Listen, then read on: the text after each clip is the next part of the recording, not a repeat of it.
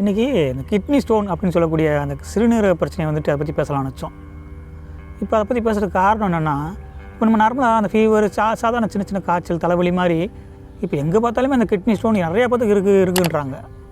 So even இப்போ ஒரு 6 மாதத்துக்கு முன்னாடி கூட 7 வயசு குழந்தைக்கெலாம் அந்த கிட்னி ஸ்டோன் வந்துருக்கு அப்படின்ற மாதிரி நியூஸில் நம்ம நிறையா பார்த்தோம். ஸோ சின்ன குழந்தைக்கெலாம் வருதுன்னா அப்போ என்ன அர்த்தம்? அது எப்படி நம்ம சாப்பாடு முறைகள் சரியில்லையா, இல்லை வாழ்வியல் முறைகள் சரியில்லையா அப்படிங்கிறத நம்ம தெரிஞ்சுக்கணும்ல. ஸோ அதை பற்றி தெரிஞ்சுக்கலாம் அப்படின்னு சொல்லிட்டு தான் கிட்டத்தட்ட 2 தலைமுறையாக வந்துட்டு சித்த மருத்துவத்தில் மிகவும் பிரபலமாக இருக்கக்கூடிய அபிஷேக் பாபு அப்படின்னு சொல்லி ஒரு மருத்துவர், அவர்கிட்ட தான் நம்ம சில விளக்கங்கள் கேட்டிருக்கோம். அவரும் இந்த ஸ்டோனை கிட்னி ஸ்டோனை பற்றி முழு விளக்கம் கொடுத்துருக்காரு. வணக்கம்.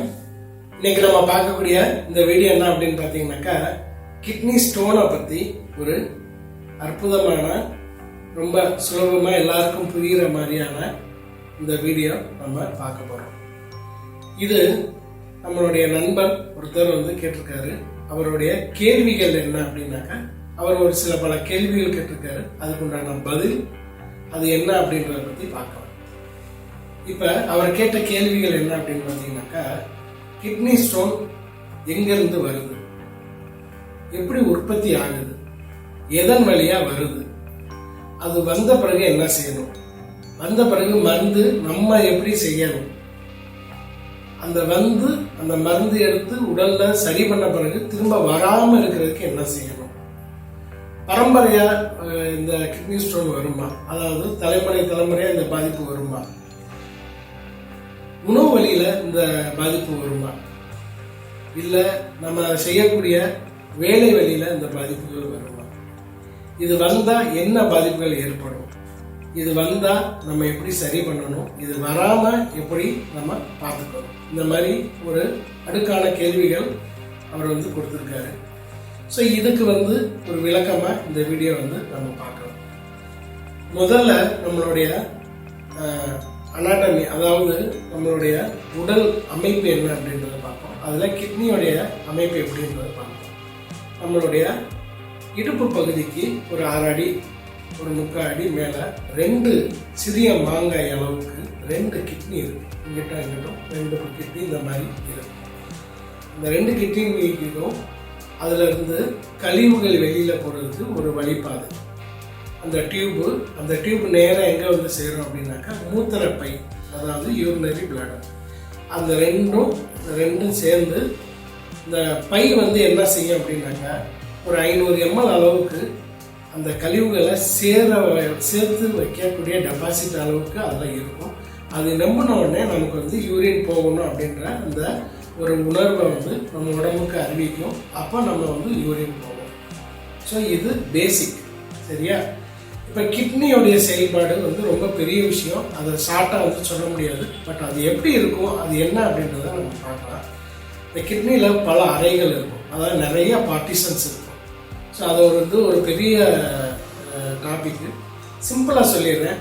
கிட்னியோடைய முக்கியமான வேலை என்ன அப்படின்னு பார்த்தீங்கன்னாக்கா, லட்சக்கணக்கான ஃபில்டர்ஸ், நெஃப்ரான் ஃபில்டர்ஸ்ன்னு சொல்லுவாங்க. அதாவது ஒரு 10 லட்சம் ஃபில்டர்ஸ் இருக்குன்னு வச்சுக்கோங்க.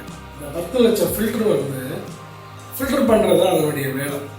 நம்மளுக்கு தேவையான தாதுக்களை எடுத்து உடம்புக்கு கொடுத்துரும், கழிவுகளை வெளியில தள்ளக்கூடிய விஷயம் அது ரொம்ப முக்கியமா அது பண்ணுது.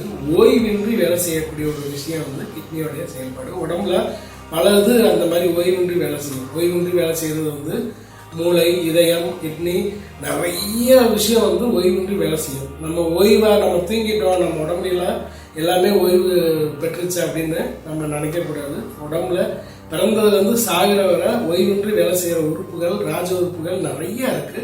ஸோ இப்போ இந்த உறுப்பை வந்து நம்ம பார்க்கணும். ஓகே, இந்த சாப்டரை வந்து நெக்ஸ்ட் நம்ம வேணா பார்த்துக்கலாம். இப்போ கிட்னி ஸ்டோன் எப்படி வருது அப்படின்றத பார்க்கலாம். கிட்னி ஸ்டோனு எத்தனை விதம் இருக்கு அப்படின்றதும் அவருடைய கேள்வி. கிட்னி ஸ்டோன் கிட்ட இருக்கா ஒரு 5 விதங்கள் இருக்கு. அதுல 80% ஸ்டோன் வந்து என்ன அப்படின்னு பார்த்தீங்கன்னாக்கா, 80% மக்களுக்கு, 80, 85, 90% மக்களுக்கு, ஆண், பெண், பெரியவங்க, வயதானவங்க எல்லாருக்கும் உற்பத்தி ஆகக்கூடியது வந்து பார்த்தீங்கன்னாக்கா கால்சியம் ஆக்சலேட்.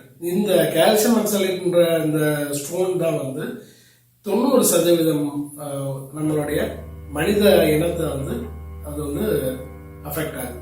சரி, இப்போ இந்த 5 விதமான கல், அதெல்லாம் முக்கியமான இந்த ஒரு கல் தான் வந்து பெரும்பாலும் எல்லாருக்கும் பாதிக்குது அப்படின்றத பார்த்தாச்சு. இப்போ இதுதான் பேசிக்கா மனிதர்களுக்கு பாதிப்பு கொடுக்கக்கூடிய விஷயம் இதுதான்.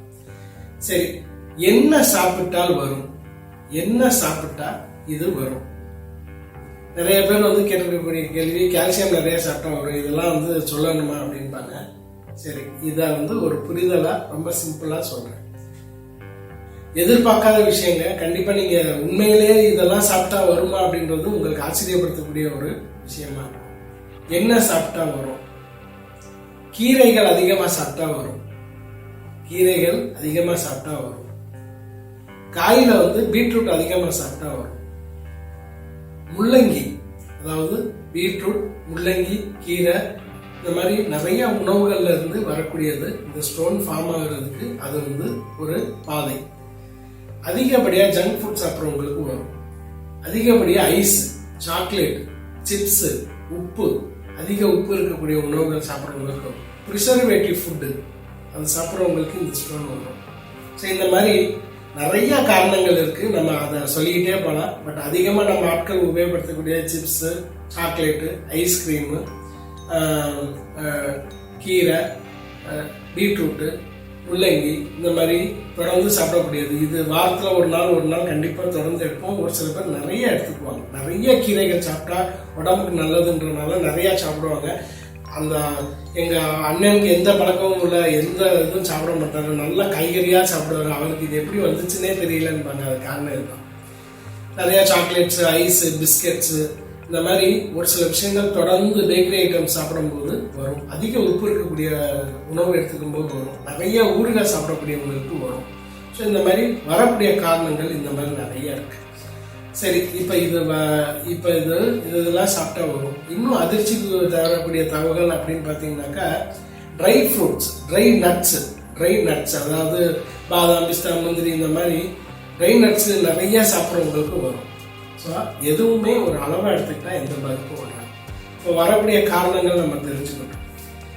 இப்போ வந்து அடுத்த கேள்வி, அவருடைய கேள்வி என்ன அப்படின்னு பார்த்தீங்கன்னாக்கா, யாருக்கெல்லாம் வரும், பாரம்பரியமாக வருமா அப்படின்னு கேட்டிருக்காரு. பாரம்பரியமாக வரும். அப்பாவுக்கு இருந்தால் மகனுக்கு வரும், மகனுக்கு இருந்தால் பேரனுக்கு வரும். ஸோ இந்த மாதிரி பிரச்சனைகள் வரும். அவங்க என்ன செய்யணும்? அடுத்த கேள்வி அவர் கேட்டிருக்கிறது, இந்த மாதிரி வரக்கூடாதுன்னா அவங்க எந்த உணவை தவிர்க்கணும், எந்த உணவை அதிகமாக சேர்த்துக்கணும் அப்படின்னு கேட்டிருக்காரு. அதையும் சொல்லுவோம். இப்போ நான் ஏற்கனவே சொன்ன மாதிரி இந்த பாரம்பரியமாக இருக்கக்கூடியவங்களுக்கும் இந்த பாதிப்புகள் வரும் இல்லையா, நம்ம பார்த்துட்டோம். சரி, இப்போ நம்ம சாப்பிட்ற உணவுகள்ல இருந்துலாம் இதெல்லாம் வருது.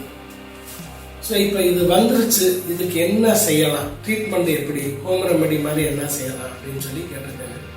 அளவுல குறைவா ஆரம்ப நிலையில இருக்கிறவங்க அவங்களே வீட்டு வைத்தியம் செஞ்சுக்கலாம். இதுக்கு இது வந்து நமக்கு கண் முன்னாடியே நம்ம சாதாரணமாக கேட்டு தெரிஞ்சுக்கிட்ட விஷயங்கள் அப்படின்னு பார்த்தீங்கன்னாக்கா, கூரைக்கும் தை பொங்கல், மாட்டு பொங்கலுக்கு நம்ம வீட்டுக்கு முன்னாடி வாசல்ல ஒரு காஞ்ச வெள்ளை பூ, சின்ன பொடி பூ மாதிரி வைப்பீங்க பார்த்தீங்களா, அந்த கூரைப்பூ காய வச்சு பவுடர் பண்ணி எடுத்துக்கிட்டோம்னா சரியாகும்.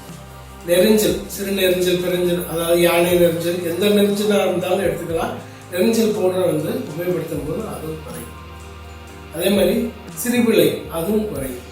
வாழைத்தண்டு சாறு, ஒரு வாழை மரத்தை வெட்டி ஒரு குழி பறிச்சுட்டு ஒரு 12 மணி நேரம் 13 மணி நேரம் விட்ட பிறகு அதில் வந்து உற்பத்தி ஆகக்கூடிய நீரில், அந்த நீர் காலையில் வெறும் வயிற்றில் எடுத்துக்கும் போது இந்த ஸ்டோன் வந்து சீக்கிரமாக கரைஞ்சி உடையும்.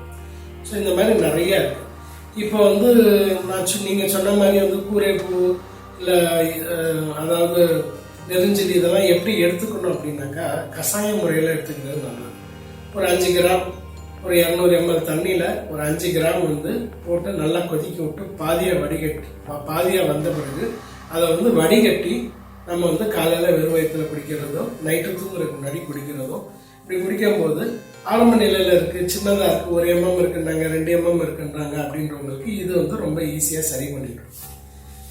நிறைய இருக்குது, 5 mm, 7 mm, 8 mm இருக்குன்னு இருக்காங்க, 6 mm இருக்குன்னாங்க, ஒரு இதில் வந்து 4 இருக்குது, 5 இருக்குது அப்படின்றவங்களுக்கு நம்ம வந்து இதுக்குண்டான மருந்துகள் இருக்குது, ரொம்ப ஈஸியாக சரி பண்ணலாம். அதிகப்படியான வலியோடு வர்றவங்களுக்கு, ஏன்னா இன்னைக்கு நவீன மருத்துவத்தில் நிறைய இருக்குது, பட் அதனுடைய பக்க விளைவுகளும் இருக்குது. நம்ம மருத்துவத்தை பொறுத்தளவுக்கு, பாரம்பரிய மருத்துவத்தை பொறுத்தளவுக்கு ஈஸியாக சரி பண்ணலாம். திரும்பவும் வராமலும் வச்சுக்கலாம். இப்போ அதிகப்படியாக வலி இருக்கும். அப்போ அவங்க என்ன செய்வாங்கனாக்கா ரெகுலராக பெயின் கில்லரை உபயோகப்படுத்துவாங்க. அது உடம்புக்கு கெடுதி. பட் நம்ம சித்த மருத்துவத்தில் ஆயுர்வேதிக்கில் இந்த மாதிரி விஷயங்களை ரொம்ப ஈஸியாக ஒரு வாரத்திலே அந்த வலியை குறைச்சிடலாம். 1 மாத காலத்தில் இயல்பு நிலைக்கு வந்துடுவாங்க. ஒரு 2 மாத காலம் எவ்வளோ கற்கள் இருந்தாலும் சரி ரொம்ப ஈஸியாக சரி பண்ணிடலாம். சரி, இது ஒரு பக்கம் இருக்கட்டும். ஆரம்ப நிலையில் இருக்கிறவங்களுக்கு இந்த மருந்துகள் எடுத்துக்கிட்டா போதும். இந்த கூரைப்பூ, நெரிஞ்சல், வாழைத்தண்டு சாறு, இந்த மாதிரி விஷயங்கள் வரிசையாக, சிறுப்பிலை, இந்த மாதிரி விஷயங்கள் வரிசையாக எடுத்துக்கும் போது சரி பண்ணிக்கலாம். சரி, இதை சரி பண்ணியாச்சு. இப்போ வந்துருச்சு, இதை சரி பண்ணியாச்சு. இப்ப சரி பண்ண பிறகு அது திரும்ப வராம இருக்கிறதுக்கு என்ன செய்யணும்? இது அடுத்த கேள்வி. இப்ப திரும்ப வராம இருக்கிறதுக்கு என்ன செய்யணும் அப்படின்னாக்கா, சிட்ரிக் இருக்கக்கூடிய உணவுகள் எடுக்கும்போது நமக்கு அந்த பாதிப்புகள் திரும்ப வராது. என்னுடைய இந்த உணவு பழக்கத்தை என்னால் தவிர்க்க முடியாது. ஆனா எனக்கு இந்த ஸ்டோன் வந்துருச்சு. ஸ்டோன் அதுக்கு ட்ரீட்மெண்ட் எடுத்தாச்சு. நம்ம சித்தால ட்ரீட்மெண்ட் எடுத்த பிறகு திரும்ப அதிகப்படியாக வர்றதுக்கு வாய்ப்புகள் குறைவு. அவ்வளோ வேகமாகவும் திரும்ப ரிப்பீட்டேஷன் ஆகாது. பட் இன்கேஸ் வந்துருச்சு அப்படின்னாலுமே அதை வரக்கூடாது அப்படின்னா அது நம்ம எப்படி ப்ரிகாஷனாக இருக்கணும் அப்படின்ற கொஸ்டின்ஸ் கேட்டிருக்காரு இல்லையா. இதுக்கு சிட்ரிக் இருக்கக்கூடிய உணவுகள், ஆரஞ்சு, எலுமிச்சப்பழம், இந்த மாதிரி அன்னாச்சி பழம், இந்த மாதிரி உணவுகள் அப்பப்போ வாரத்துக்கு 1 முறை 2 முறை தொடர்ந்து எடுத்துக்கும் போது இந்த ஸ்டோன் திரும்ப ஃபார்ம் ஆகாமல் நம்ம ஒரு கண்ட்ரோல் இருக்கும். ஸோ அது ப்ரிகாஷனாக நம்ம எடுத்துக்கலாம். எனக்கு அந்த மாதிரி ஜூஸ் போட்டுலாம் குடிக்க விருப்பம் இல்லை அப்படின்றவங்க, இப்போ எனக்கு பாரம்பரியமாக வந்தாலும் நம்ம அதை தடுக்கிறதுக்கு என்ன செய்யணும் அப்படின்னு சொல்லி கேட்டிருந்தீங்களே. அப்போ அதுவும் இந்த லிஸ்ட்டில் எடுத்துக்கலாம். அவங்க இந்த அன்னாச்சி பழம் வாரத்துக்கு ஒரு 2 முறை சாப்பிட்றது, தண்ணி குடிக்கும்போது, ஏன்னா தாத்தாக்கு இருக்கு, அப்பாவுக்கு இருக்கு, எனக்கு வந்துடும் போல இருக்கு ஒரு பீரியடுக்கு அப்புறம் அப்படின்னு சொல்லி பயப்படுறீங்களே, அவங்க என்ன செய்யலாம் அப்படின்னாக்கா, ஒரு 1 லிட்டர் தண்ணியில் ஒரு 10 சொட்டு எலுமிச்சம்பழம் சாறை ஊற்றி அந்த தண்ணி வெறும் தண்ணி குடிக்கிறது போது அதோட சேர்த்து குடிக்கும்போது அந்த ஸ்டோன் ஃபார்ம் ஆகாமல் இருக்கும். அப்படியே ஃபார்ம் ஆச்சுனாலும் வேகமாக கரைய ஆரம்பிக்கும். ஸோ இதுவும் நம்ம சரி. இப்போ யாருக்கு வரும், யாருக்கு இங்கே வரும் அப்படின்னாக்கா, ஏசியில் உட்காந்து வேலை பார்க்குறவங்களுக்கு கண்டிப்பாக வரும். வெயிலில் ரொம்ப நேரம் இருந்து வேலை பார்க்குறவங்களுக்கு வரும். அடிக்கடி நான் மார்க்கெட்டிங் ஜாப்ல இருக்கேன் அப்படின்றவங்களுக்கு வரும். என்ன காரணம் அப்படின்றத, ஏன்னா இப்போ நம்ம பார்த்த ஹிஸ்ட்ரி, அவங்க 10-15 வருஷமா நான் பார்க்குறேன் அப்படின்னா, எங்கள் அப்பா காலத்தில் அவரும் ட்ரீட் பண்ணும்போது அவங்க பார்த்த அந்த ஹிஸ்ட்ரிஸ் நம்ம இப்போ ஷார்ட்டாக சொல்கிறோம். இப்போ மார்க்கெட்டிங் ஃபீல்டில் இருக்காங்க, ஒரு 5 மணி நேரம் 6 மணி நேரம் வெயிலேயே ட்ரைவ் பண்ணிட்டு இருப்பாங்க. தண்ணி குடிக்கிறது குறைவாக இருக்கும். நம்ம கழிவுகள் வெளியில் ஏறக்கூடிய மெத்தட் நம்ம முதல்ல பேசணும் பார்த்தீங்களா, அது இங்கே சேரும். கழிவு எப்படி வெளியில் ஏறுது, மலத்தில், அதாவது மலம் வழியாக வெளியில் ஏறும், யூரின் வழியில் வெளியில் ஏறும், 3வது வேர்வையாக வெளியில் ஏறும். இப்போ இந்த உடம்புக்கு இத்தனை லிட்டர் தண்ணி இருந்தால் தான் ரத்தம் சுத்தி அடையும். இப்போ இந்த ரத்தம் சுத்தி அடைகிறதுக்கு தண்ணி வேணும். அப்போ அந்த தண்ணி வேர்வையாக வெளில போச்சு. ஆனால் நம்ம தண்ணியை உள்ளே கொடுக்கலாம். ஒரு 5 லிட்டரு நம்ம உள்ளே கொடுத்தோம்னா அதுக்கு தேவையானதெல்லாம் கழிவுகள்லாம் அதை பிரித்து வெளியில் தள்ளி விட்டு உடம்புக்கு தேவையான முக்கியமான விஷயத்துக்கு, ஒவ்வொரு உறுப்புக்கும் தேவையான எல்லாத்துக்கும் அது கொடுத்துருது. இப்போ நம்ம வெளியில் ஏற்றிடுறோம், வேர்வையாக வெளியில் போச்சு, பல மணி நேரம் வெயிலையே ட்ரை பண்ணுறோம், வேலை பார்க்குறோம், நடக்கிறோம், வைக்கிறோம், வேர்வையாக போச்சு. தண்ணி குடிக்கிறது குறைவாக குடிக்கிறோம், வந்தோடனே சாப்பிட்றோம், வைக்கிறோம். ஆனால் தண்ணி குறைவாக குடிக்கிறோன்றவங்களுக்கு கிட்னி ஸ்டோன் ஃபார்ம் ஆகும். அதிக நேரம் ஏசிலேயே உட்காந்து வேலை அப்பத்துக்கிட்டே இருப்பாங்க. அவங்களுக்கு உடல் ரீதியாக வேர்வை வெளியில் போகாது, உடல் உழைப்பு குறைவாக இருக்கும், தண்ணியும் குடிக்க மாட்டாங்க. ஏன்னா நீங்கள் உடல் உழைப்பு பண்ணால் தான் தாகம் எடுக்கும். அப்போ தாகம் எடுக்காது. நான் ஏசியில் உட்காந்துருக்கேன், நான் ஒரு கம்ப்யூட்டர் முன்னாடி டைப் பண்ணிக்கிட்டே இருக்கேன். அப்போ எனக்கு அது என்ன ஆகாது, அப்போ எனக்கு தேவையான நீர் கிடைக்காது. அப்போ அந்த ரத்தத்தில் இருக்கக்கூடிய கழிவுகள் சுத்தப்படுத்துறதுக்கு ஒரு நீர் வேணும். அந்த நீர் உடம்புல இருக்கக்கூடியதையும் நம்மளால எடுக்க முடியலை அப்படின்னு சொல்லும்போது அப்போ ஃபார்ம் ஆகும். சரி, இப்போ இது ஒரு பக்கம் இருக்கட்டும். இப்போ அடுத்தது என்ன அப்படின்னு பார்த்தீங்கன்னாக்கா, அடக்கிட்டு வச்சுருப்பாங்க, ட்ரை பண்ணிகிட்டே இருப்பாங்க. நான் ஏற்கனவே சொன்ன மாதிரி மார்க்கெட்டிங் ஃபீல்டு, கம்ப்யூட்டர் ஃபீல்டில் இருக்கிறவங்களுக்கு, ஏசியில் உட்காந்து ஜாப் பண்ணுறவங்களுக்கு ஒரு 10 நிமிஷம் போட்டோம் இந்த வேலையை முடிச்சுட்டு போவோம், ஒரு 1/2 மணி நேரம் போட்டு இந்த வேலையை முடிச்சுட்டு போவோம், ஒரு இந்த போவோன்ட்டு ஒரு 1 மணி நேரம் 1.5 மணி நேரம் அப்படியே டயத்தை வீணாக்கிடுவாங்க. அவங்க மறந்துடுவாங்க, உடல் அதுக்கேற்ற மாதிரி மறந்துடும். ஏன்னா அந்த பையில் எம்எல் அளவுக்கு அதை வந்து டெபாசிட் பண்ணும். அது ஃபுல்லானவுடனே ஒரு அழுத்தம் கொடுத்து நமக்கு போகணுன்ற ஒரு அந்த அமைப்பை வந்து உடம்புக்கு தெரிவிக்கும். நம்ம போகாமல் இந்த வேலையை முடிச்சுட்டு போவோம் அப்படின்னு இருக்க முடியாது. அது வந்து ஒரு 20 நிமிஷத்துக்கு அப்புறம் அது என்ன செய்யணும்னாக்கா அதுக்குள்ள ஒரு கெமிக்கல் ரியாக்ஷன் பண்ணி திரும்ப ஸ்டோன் ஃபார்ம் ஆகும்.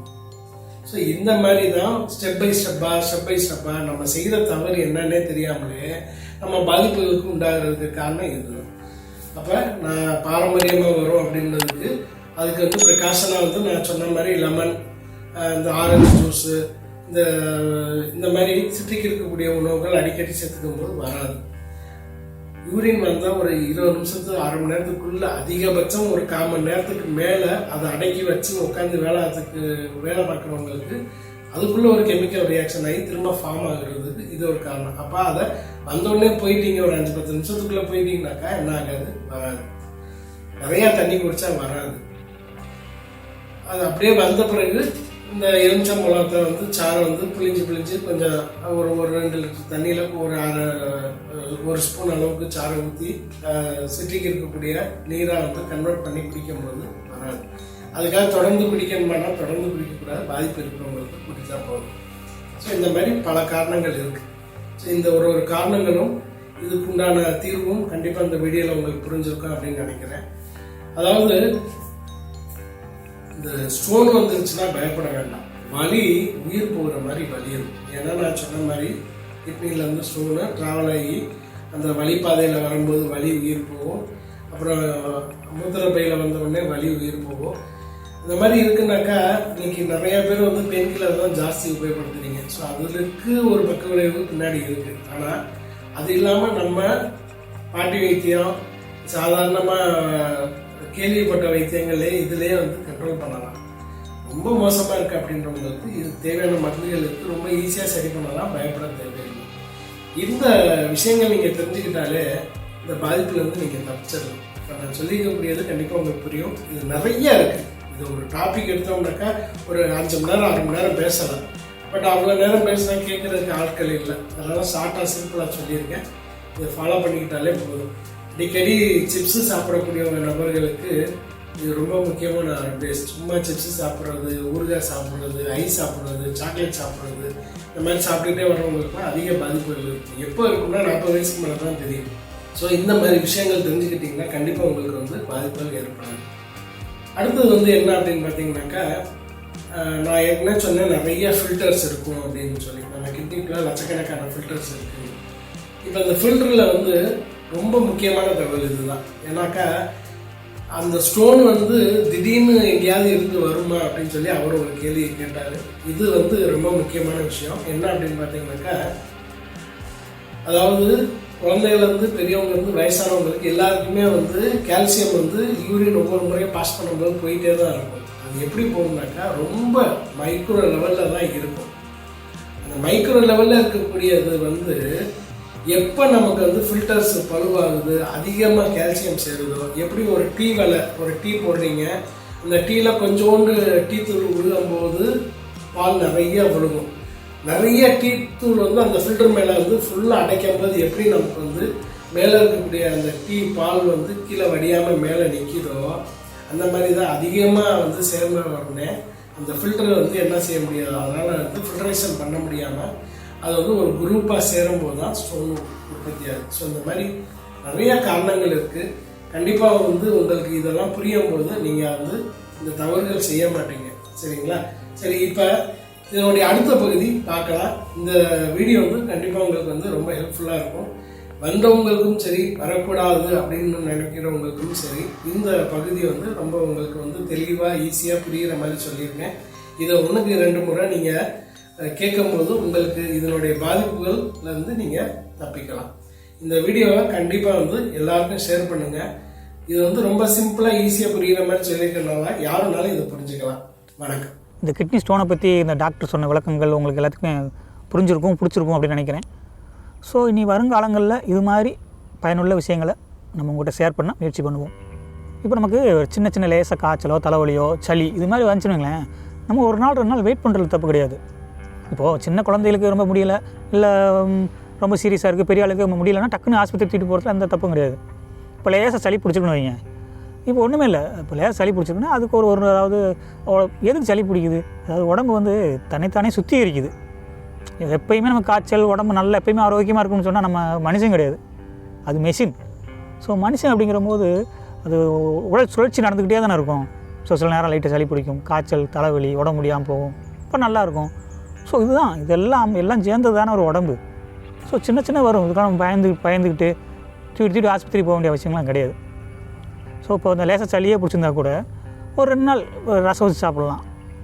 இப்போ ரசம்ன்றது அந்த டைமில் தக்காளி அதிகமாக போடாமல் தக்காளி சீரகத்தை மட்டும் குறைச்சிட்டு மிளகு அதிகமாக சேர்த்து போடும்போது அந்த ஆட்டோமேட்டிக்காக அந்த ஹீட் மூலியமாக அந்த சளி ஆட்டோமேட்டிக்காக போயிடும். ஸோ ஒரு நாள் 2 நாள் வெயிட் பண்ணணும், அவ்வளோதான். ஸோ அதான் எல்லாத்தையும் தூக்கி ஆஸ்பத்திரிக்கு போக வேண்டிய அவசியம்லாம் கிடையாது. அதே போல் நமக்கு கொஞ்சம் உடம்பு எதாவது முடியலன்னா நமக்கு உடம்பு என்ன பிரச்சனை, எந்த டாக்டர்கிட்ட போகணும் அப்படிங்கிறத முதல் ஒரு சின்ன பேசிக் தெரிஞ்சுக்கணும் எல்லாத்துக்குமே. இப்போது எப்படி திருவள்ளுவர் அழகாக சொல்லுவார், நோய் நாடி நோய் முதல் நாடி அது தணிக்கும் வாய் நாடி வாய்ப்பச் செயல் அப்படின்னு சொல்லுவாங்கள்ல. அதாவது நமக்கு என்ன நோய் வந்திருக்கோ அது போக எதுக்காக வந்திருக்குன்றதை தெரிஞ்சுக்கணும், ப்ளஸ் எந்த டாக்டர்கிட்ட போகணும் அப்படிங்கிறது அந்த விஷயத்தை தெரிஞ்சுக்கணும். இப்போ எந்த டாக்டர்னால் இப்போ நிறையா ட்ரீட்மெண்ட் இருக்குது. இப்போ சித்த வைத்தியம் இருக்குது, ஆயுர்வேதிக்கு, ஹோமியோபதி, ஆங்கில மருத்துவம், ஸோ இது மாதிரி எல்லாமே இருக்குல்ல. ஸோ எந்த மருத்துவத்துக்கு நம்ம எங்கே போகணும் அப்படிங்கிறத அந்த விஷயத்தை தெரிஞ்சுக்கணும். அதுதான் அந்த திருக்குறளுக்கான ஒரு அழகான விளக்கமும் கூட.